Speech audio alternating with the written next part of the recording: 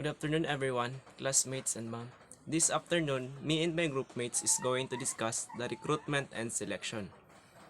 Before tackling about what recruitment is, we should familiarize with the important keyword that is going to repeatedly said as we go along with our discussion. Number 1. Walk-in applicant. This refers to an individual who does not apply through email or any online platform, rather comes into an office and submit an application to apply for a job. Employee turnover. This refers to the loss of employee in the workforce over time. This includes any form of employee departure such as layoff, terminations, resignations, transfer of location, retirements, or even deaths. Is according to Roder 2019. Applicant, a person who seeks for a job. Applicant pool consists of individuals who showed interest in applying for the vacant position and are most likely qualified for the job. Candidates, applicants who are moved to the selection process. When we say recruitment, it is the process of finding and hiring the best qualified candidate. It's either from within or outside an organization for a job opening in a timely and cost-effective manner. It is according to Business Dictionary. So, as I have read some of the purpose of manpower management, one of them was the acquisition. Under the acquisition, we have the job analysis. So, the job analysis is conducted to determine the responsibilities in the position as well as the qualifications to fulfill these responsibilities. Ang ibig sabihin lang nito is ang HR is need munang i-analyze ang job para alam nila kung ano ang responsibility ang naandoon sa posisyon na iyon at alam niya ang qualification na kailangan para maggampanan ang trabahong hinahanap doon. After doing that, we have the recruitment process. It is the process of finding the person who has qualifications or specifications to do the job effectively and efficiently. Pag sinabi natin finding and hiring the best qualified candidates to the job, it could be inside the organization, within the organization, but later on, it will be discussed by another discussant. Let us proceed first to the factors affecting recruitment. Kapag sinabi nating factors affecting recruitment, sa Tagalog, ito yung mga salik na nakaapekto sa pag-recruit. We have internal and external factors. Pumunta muna tayo sa internal factors. Ito yung sa loob mismo ng company or management. It is may be differ in every company. On the other hand, external factor is yung uncontrollable factor sa paligid sa labas ng company. So, let's have on the list the internal factors. We have recruitment policy. So, ano nga ba itong recruitment policy at paano ito naka-apekto? Bali, recruitment policy is yung set of standards sa pag-recruit or kung paano mag-recruit ang isang company. The basic answer for what recruitment policy is that the question, how you hire the candidate. This includes the following. Hiring philosophy. This should include your company's purpose as well as company's values and ethics. Hiring procedures.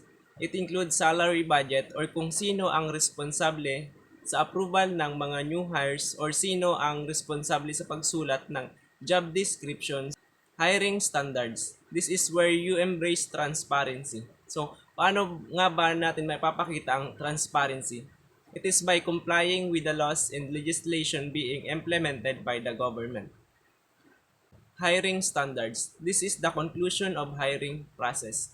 So, how this policy really affect the whole recruitment process? Simply, when everyone and every time in company is using the same recruitment policy, there is a strong level of consistency. It brings your company in a good image, in short. And isa pa is, ang paggamit ng parehong proseso also give our candidates to experience the same process and culture and help avoid any discrimination and keeps your hiring process credible. The second factor under the internal is the human resource planning or the HRP. HRP is the process of what that identify current and future human resource needs. HRP includes analyzing and forecasting an organization's future workforce needs and the development of strategies to meet those needs. HRP includes analyzing and forecasting an organization's future workforce needs and the development of strategies to meet those needs. One way that human resource planning affect the recruitment is by providing information on the number and types of employees and organizations will need in the future. And ang mga information na ito is a big help para makagawa ng mas maayos na recruitment strategies. Number 3, the size of the organization. So, syempre, one of the obvious factor in the recruitment is the size of its organization. The size of an organization can impact the types of candidates that is attracted to it. Small organization seems attract candidate who's seeking only for more personalized work environment. Kapag large organization naman, mas maraming candidate ang ma-attract because they're seeking for stability and advancement opportunity. Number 4, cost involved in recruitment. Ito naman yung mga gastos sa recruitment. Ano nga ba ang sinasabing cost dito? Under dito, we have 2 types. Number 1 is the direct cost. Ang mga halimbawa ng direct cost is yung sahod sa extra members sa recruitment process, yung gastos para sa pag-advertise, at yung mga referral bonus or bonus para sa current employees na makakapag-refer ng qualified candidate for the vacant position. Sa indirect cost naman is ito yung time spent by managers and HR staff during the hiring process. The effect of this cost is that high recruitment cost can lead to reduced budget to other HR activities, which can have a negative impact on employee retention and turnover. And last factor under the internal factor is the growth and expansion. It do simply means na habang nag-grow ang organization, mas more na employee ang need na i-hire dito to meet the increased demand for the products that can lead to additional recruitment activities. Paano naman ito naka-apekto sa recruitment? As organization expand, they may compete with other organizations for the same pool of talented candidates. This can lead to longer recruitment cycles and recruitment costs.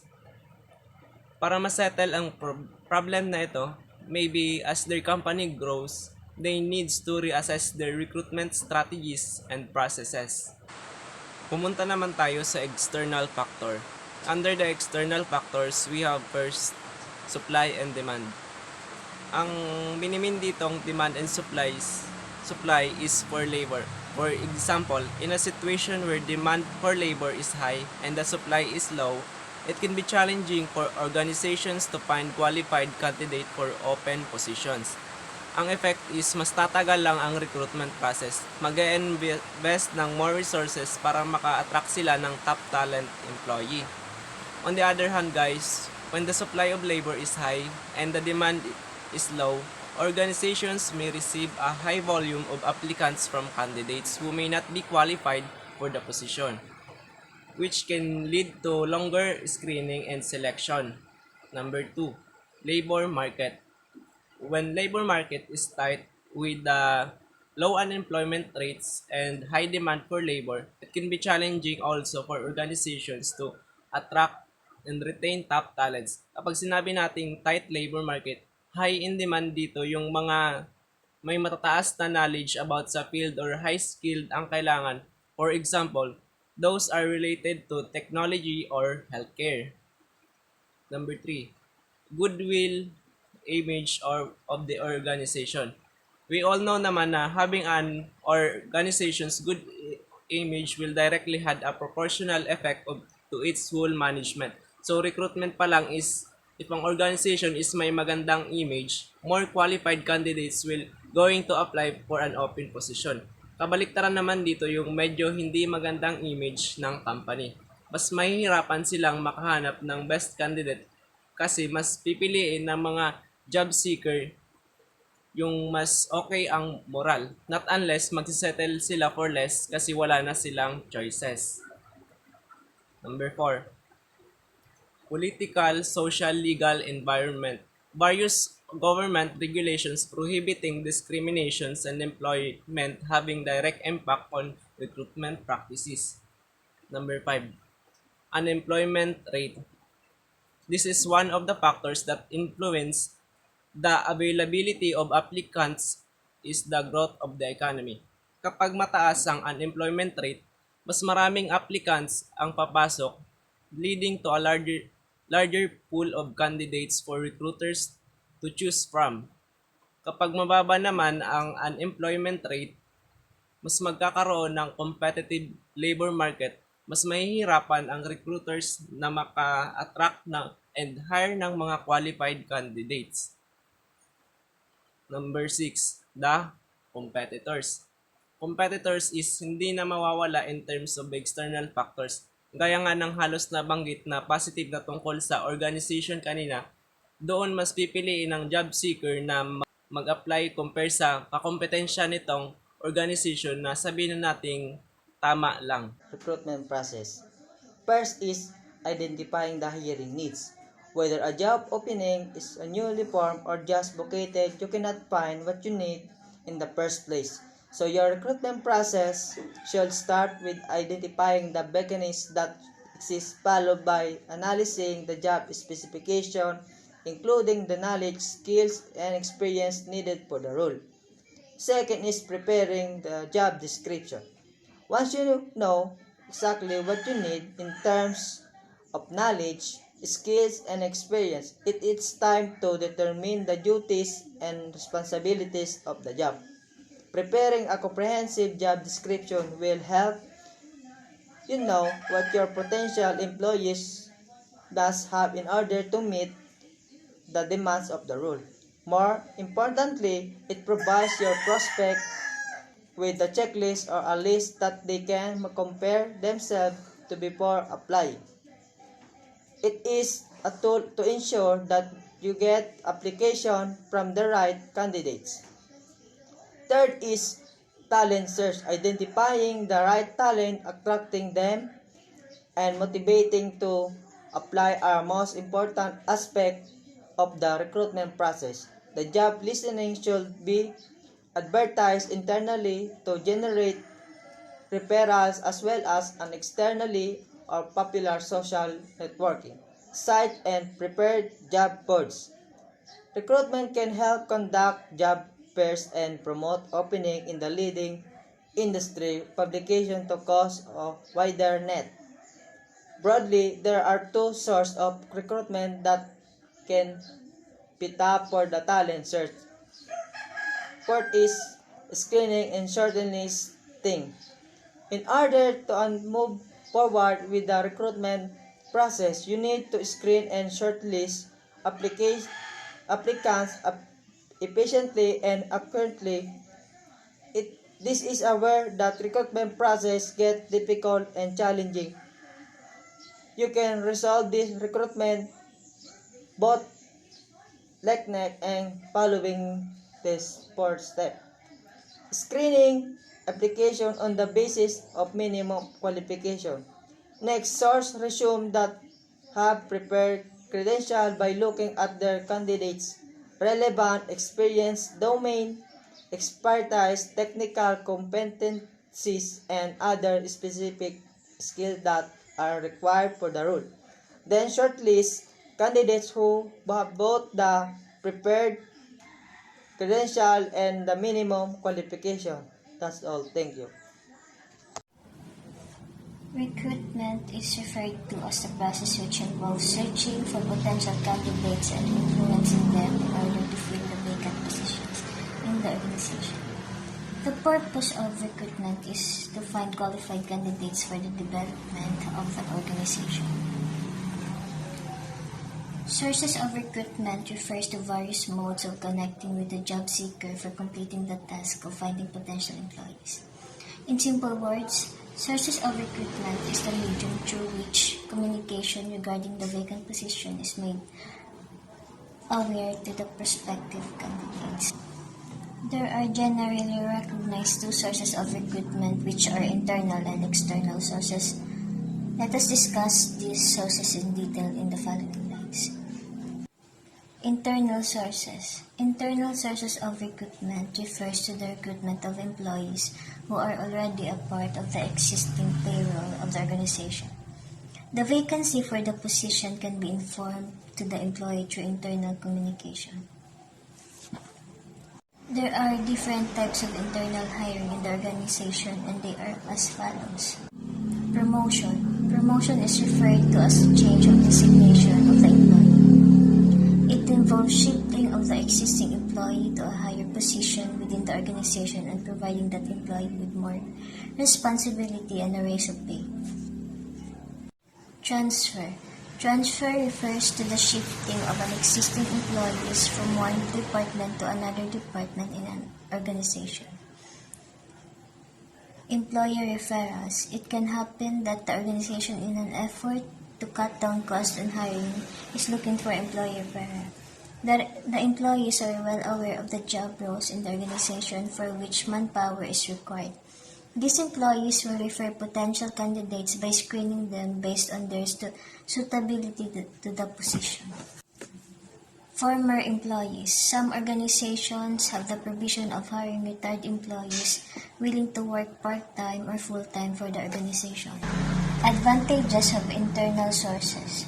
The organization saves money on hiring programs, which translates to higher revenue for business. 2. It makes selection and transfer of employees very easy. 3. Internal sources of recruitment serves as a moral booster for the existing employees.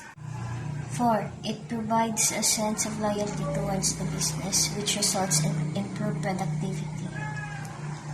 As existing employees will be aware of the working pattern of the organization, therefore it will take much less time for the rehires to get adapted to working conditions. Disadvantage of internal sources. Internal recruitment causes reduction in the morale of those employees who are not selected or considered for appraisal. It discourages capable persons from outside to join to work in the company. It can lead to conflict if one employee is selected for promotion while the others are not considered. External sources. External sources of recruitment seek to employ candidates that have not been recruited any time before in the organization. Introduction of fresh talent among the workforce leads to growth and development of the business. Following are the sum of the external sources of recruitment. Advertisement. Advertisements serve as a great source of information regarding any job opportunities. This type of sources is used for recruitment of middle-level employees or high-level employees.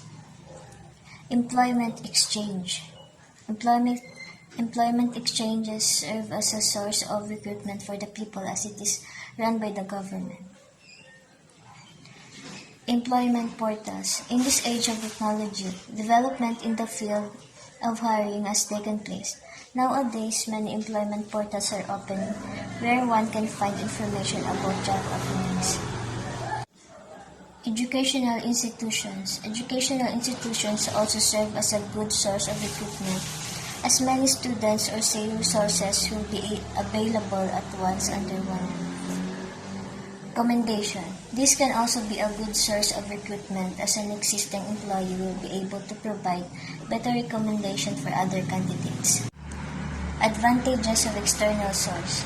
It helps in availability of proper skilled labor. There will be availability of new ideas from employees hired using external sources. The employees join as knowledgeable person, which reduces the training time required for new hires. Disadvantages of external source. It can lead to unhappy employees as the existing employees may feel that they deserve an opportunity for growth. It can lead to lack of cooperation between the new hires and the existing employees. It is a lengthy process where the employee needs to appear for many rounds. Selection process. The selection process refers to the step involved in choosing people who have the right qualifications to fill a current or future job opening. Number 1.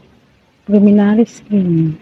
Preliminary screening facilitates the manager of the organization to shortlist the candidates and eliminate those who are not suitable for the job based on the details mentioned in the application form. Here is the example of preliminary screening. Sinusuri ang mga aplikante para malaman nila kung kwalifikasyon o kakayanan nito ang pinasok na posisyon sa trabaho. Selection test. This is the type of test is a method that is either a written test or an exercise that tries to find out some particular skill or ability of the employees, either based on the mental ability, personality, physical capacity, or mindset. Here are some important selection tests are the perform of the selection of employees are as follows. Intelligence test is refers to the measurement of one intelligence based on the memory, reasoning, etc. is an indicator of the ability to make decisions and judgments. Intelligence test. Ito ay ginagamit upang masukat ang katalinuhan at kakayahan ng isang individual sa iba't ibang aspeto ng kanyang buhay. Aptitude test. This is the taken to check if the candidate has the talent to learn new skills and or the capability to grasp those skills that are needed to perform the specified job. Ito ay ginagamit upang matukoy ang mga kakayahan at potential ng isang tao sa isang particular na larangan o trabaho. Personality test. This is the test of the employee is to conduct to understand the personal characteristics of the candidates such as the values, mindset, patience, beliefs, etc. Ay isang uri ng pagsusuri o pag-evaluate sa mga katangian, ugali at pagkatao ng isang tao. Trade test is a test to determine the candidate's actual talents. They are given work according to the specified jobs. Interest test ay isang uri ng pagsusuri o pag-evaluate sa mga interes at hilig ng isang tao. Employment interview. An interview is a formal conversation between two people, the candidate and the interviewer. Employment interview. Ito isang mahalagang bahagi at proseso ng paghahanap ng trabaho tulad ng nakikiusap siya sa employer or recruiter para mapakita niya ang kanyang kakayahan at kwalifikasyon sa trabaho na yun. Reference and background checks. Personal details such as name, addresses, and telephone numbers of the reference may also be requested to be provided at extra information about the candidates. Reference and background checks. Ito ay ginagawa upang matiyak na isang individu ay may sapat na kakaya at kredibilidad upang magtrabaho sa isang kumpanya o organization. Selection decision. The candidates who qualify for the test, interview rounds, and reference checks ultimately get selected for the final decision. Pinipili dito ay ang pinakahusay na empleyado para malaman kung kwalipikado ba ito sa posisyon sa trabaho. Medical examination after the selection decision and before the job offer is provided, the candidate goes through a medical examination to prove that they are physically and mentally fit for the job. Medical examination para isa-isang requirements sa isang trabaho. Job offer. The job offer follows all the steps is the receiving for the job offer. Job offer. Ito ay nalalaman ang mga detalye tungkol sa trabaho na inaalok ng isang aplikante. Contact employment. When the job offer is provided, accepted by candidate, both the employer and the candidate are required to put into effect certain documents like attestation form, contract of employment. Ito ay isang kasulatan na naglalaman ng mga kondisyon at mga responsibilidad ng isang manggagawa at kanyang employer.